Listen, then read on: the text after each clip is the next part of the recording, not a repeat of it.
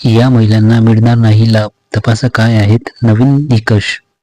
नमस्कार मित्रांनो, मी तुमचा मित्र केपी सीडम तुमचं आमच्या या यूट्यूब चॅनलमध्ये खूप स्वागत करतो. आणि मित्रांनो, रोजच्या सारखा आजही तुमच्याकरता एक खूप महत्त्वाचा व्हिडिओ घेऊन आलो आहे. तर मित्रांनो, या व्हिडिओला शेवटपर्यंत नक्की बघा.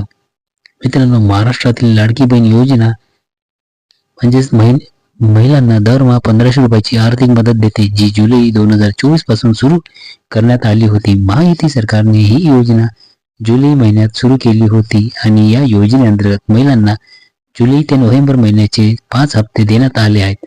आता महिलांना 6व्या हप्त्याची प्रतीक्षा आहे. मात्र हा 6वा हप्ता मिळण्यासाठी एक महत्त्वाची अपडेट समोर आली आहे, ज्यामुळे अनेक महिलांना लाडकी बहीण योजनेचा लाभ मिळण्यास अडचण येऊ शकतात.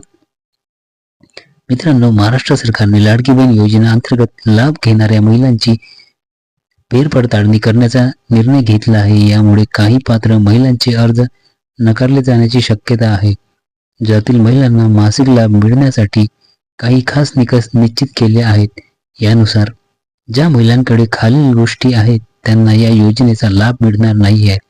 आणि मित्रांनो, त्या म्हणजे ज्या महिलांच्या कुटुंबात 4 चाकी वाहन आहे त्यांना लाडकी बहीण योजनेचा लाभ मिळणार नाही. मात्र ट्रॅक्टर असलेल्या महिलांना यापासून सूट देण्यात आली आहे. ज्या महिलांच्या कुटुंबाचे एकत्रित वार्षिक उत्पन्न 2.5 लाख रुपयापेक्षा किंवा त्यापेक्षा जास्त आहे त्यांना या योजनेचा लाभ मिळणार नाही आहे. आयकर भरणाऱ्या महिलांना या योजनेचा लाभ मिळणार नाही आहे. कुटुंबातील सदस्य जे नियमित, कायम कंत्राटी किंवा सरकारी विभागामध्ये काम करत आहेत त्यांनाही या योजनेचा लाभ मिळणार नाही आहे. ज्या महिलांनी शासनाच्या इतर आर्थिक योजनांतून लाभ घेतला आहे त्यांनाही लाडकी बहीण योजनेचा लाभ मिळणार नाही आहे. राजकीय किंवा शेतीची मालकी ज्या कुटुंबात विद्यमान किंवा माजी आमदार, खासदार आहेत किंवा जे कुटुंब संयुक्तपणे 5 एकरपेक्षा जास्त जमीन असणारे आहेत त्यांना देखील या योजनेचा लाभ मिळणार नाही आहे. महाराष्ट्र सरकारने गरजू महिलांना आर्थिक मदत करण्यासाठी लाडकी बहीण योजना सुरू केली आहे आणि आता नवीन नियमाची कडक अंमलबजावणी केली जाणार आहे. महिलांनी अर्ज करताना सर्व निकष पूर्णपणे अत्यंत महत्त्वाचे आहे. अन्यथा अर्ज बाद केला जाऊ शकतो आणि त्यांना हप्त्याचा लाभ मिळणार नाही.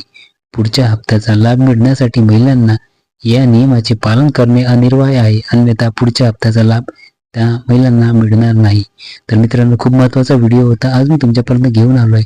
जर तुम्हाला हा व्हिडिओ आवडला असेल तर आमच्या या व्हिडिओला एक लाईक नक्की करा. आणि जर कोणी आमच्या या यूट्यूब चॅनलवरती नवीन असाल तर आमच्या या यूट्यूब चॅनलला सबस्क्राईब करून ठेवा, जेणेकरून असेच नवीन व्हिडिओ तुमच्यापर्यंत पोहोचले जातील. तर मित्रांनो, भेटूया असेच एका नवीन व्हिडिओमध्ये.